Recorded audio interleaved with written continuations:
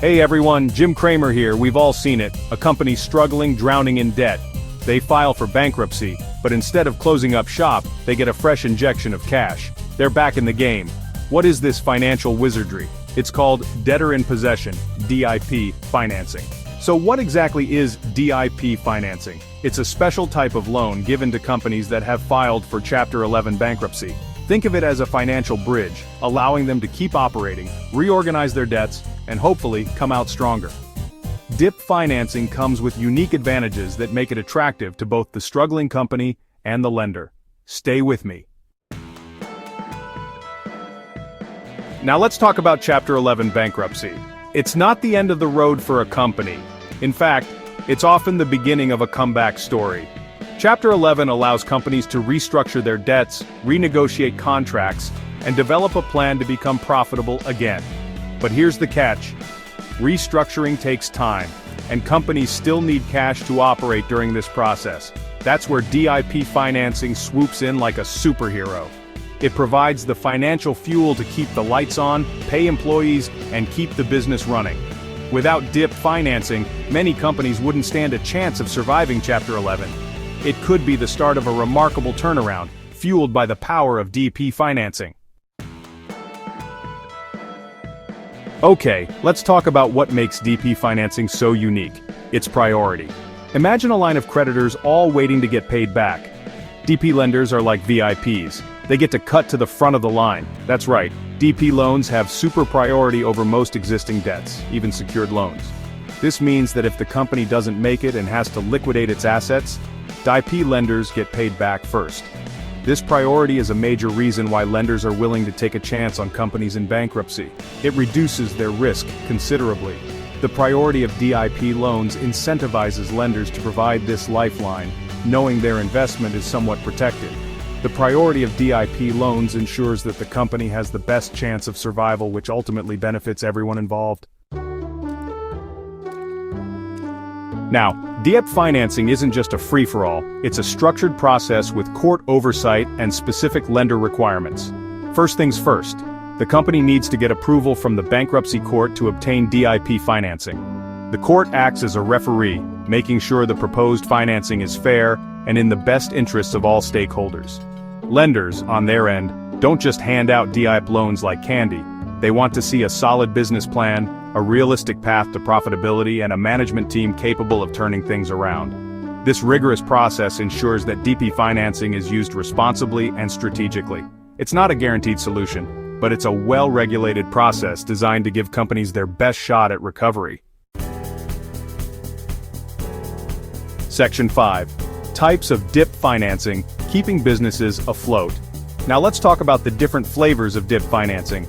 The most common type is a term loan, where the company receives a lump sum of money upfront and repays it over a set period. Think of it as a financial shot in the arm. This is useful for covering immediate expenses like payroll, rent, and supplier payments. Another option is a revolving credit facility, which works like a credit card for businesses. The company can borrow money as needed up to a certain limit and only pays interest on the amount they actually use. There are also other more specialized forms of DIP financing like debtor-in-possession bonds and asset-backed loans.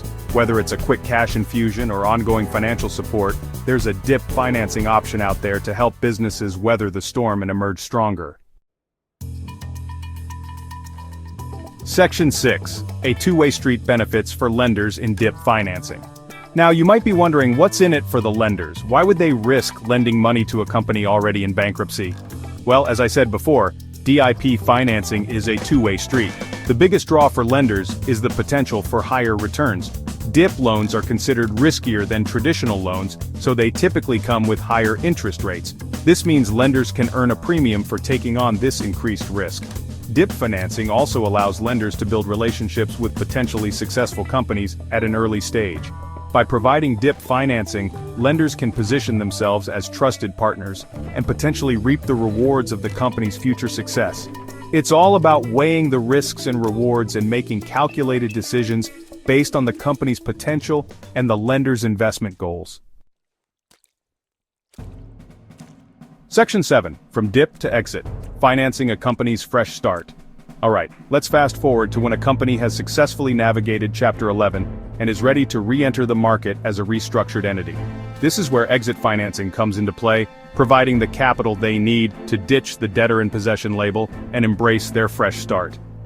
Exit financing is essentially a bridge loan that allows the company to pay off its DIP loans and other outstanding debts as part of its court-approved reorganization plan. This new financing is crucial for the company to re-establish its creditworthiness and attract future investments. Exit financing can come from various sources, including traditional banks, private equity firms, or even the company's existing creditors who are confident in their turnaround. It marks the end of a challenging chapter and the beginning of a new era of growth and prosperity. Section 8: Real-World Rescues General Motors and Chrysler.